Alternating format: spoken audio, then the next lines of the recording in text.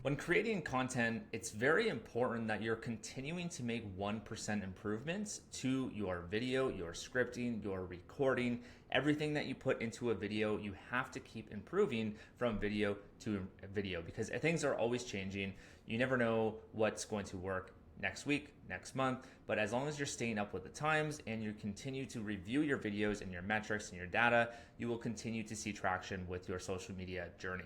So in this video, I'm going to walk through my changes that I've made recently over the last week to my video and the reason why I've gone that route. And by the end of this, you'll get some good tips and insights as to what you can do to your videos and what to look out for when tweaking your videos going forward.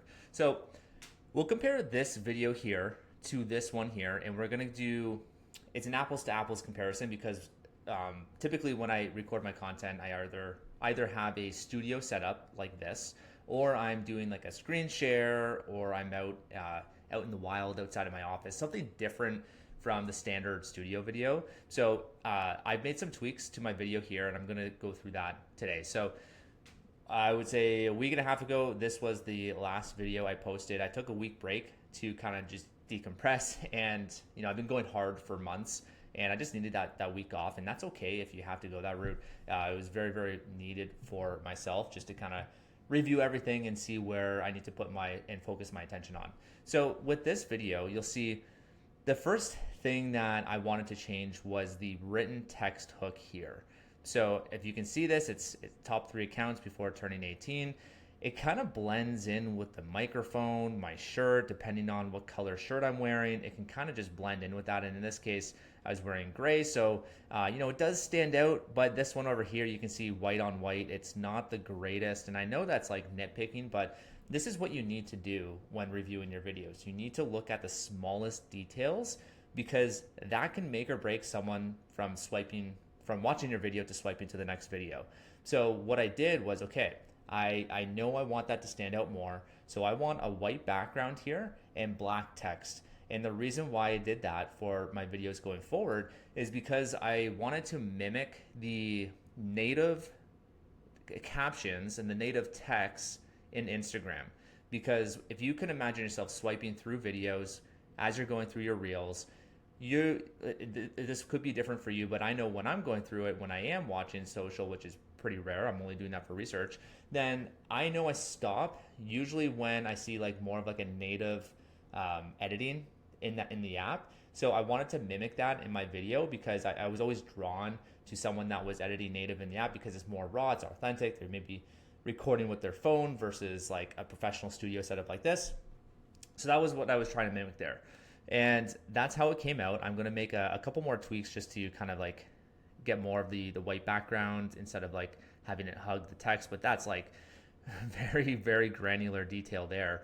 And you'll see the second thing. I've got captions showing up here. So I'm going to play this video just at the start. You'll see I start talking and verbalizing the hook, but there's no captions here. And I was always under the impression that this is the route to go because I didn't want the viewer to look at 2 different things at the same time. I didn't want to overwhelm them. So that was the route I was going. I was just having the written text hook, and then after the first couple seconds, the captions would appear.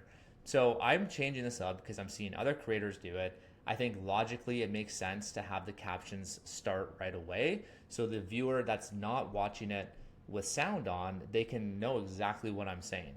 So in this one, it's pretty self-explanatory. I mean, I'm literally saying the hook, but sometimes the written text hook is different from what I'm verbalizing.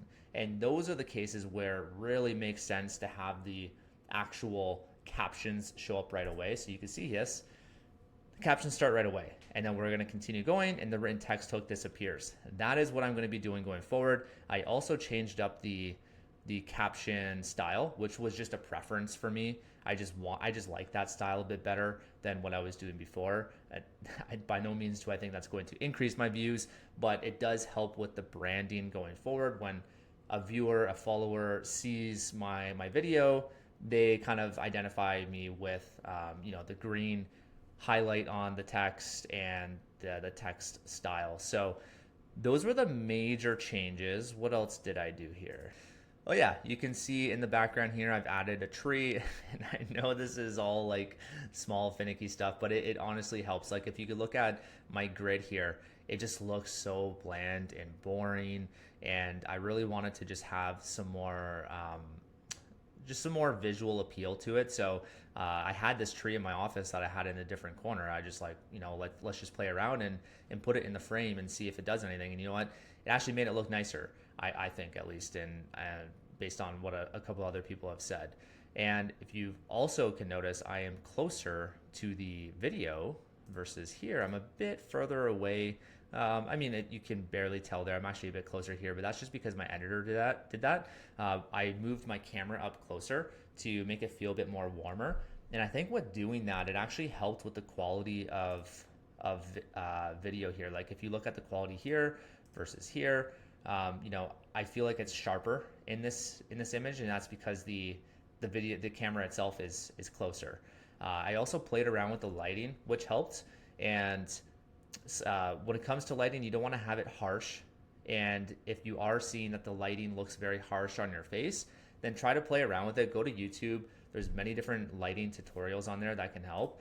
And what I found really helped is I literally just turned my light, put it full blast, and blasted it on my white walls, which gave me enough light, but it wasn't harsh lighting on my face.